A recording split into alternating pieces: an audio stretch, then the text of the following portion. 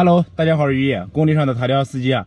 自从上次给我们工友小何送完药之后啊，到这段时间一直不见人啊。看他的动态啊，要不在医院，要不就在去医院的路上，可能就是比我想象中的要严重啊，估计十有八九是阳了。昨天冬至啊，和工友一起包了很多饺子啊，但是也没有看到他人啊。今天咱就去宿舍看一下啊，到底严不严重。这马上都要放假了，现在很多宿舍已经空了，这里面就一床被褥了，都没人了。这个宿舍里面就住了一个人啊，剩下都是空的。小何，咋搬到这个宿舍了？啊？咋搬到这个宿舍了？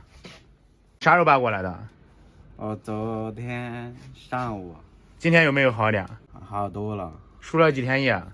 我没有去医院，然后我去的诊所，现在已经好多了，但是嗓子还是痛得很。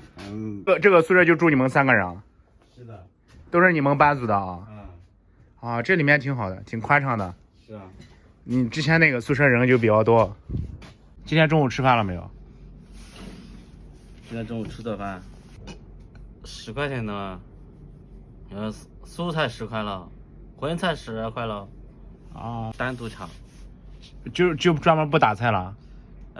不打菜，单独炒菜，有面条的话还是10块钱，10块钱12块钱。是不是严重了？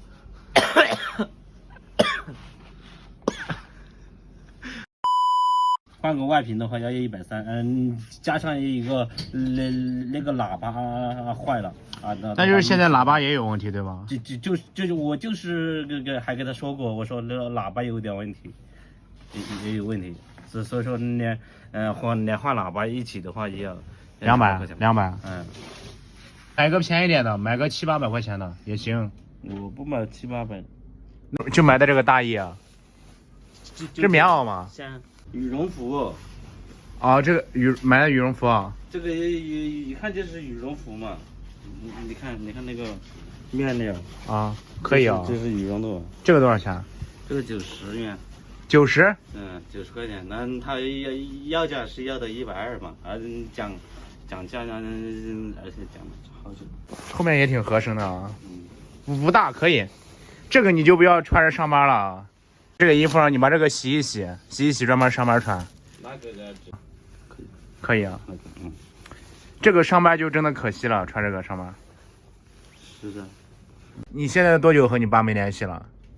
他手机掉了过后，一直到现在没联系过了。有几个月了吧？有哪里有1个月了。在一次聊天中得知啊，小何家里就剩他和他爸2个人啊，目前2个人都是在西安这边工地上班。自从他爸上次手机丢了之后啊，2个人就再也没有联系啊。今天看到他这样不停的咳嗽啊，确实比上次要严重的多啊。昨天去买了个上衣，又忘了买裤子，明天去陪他买个裤子。好了，我是于野，下期见。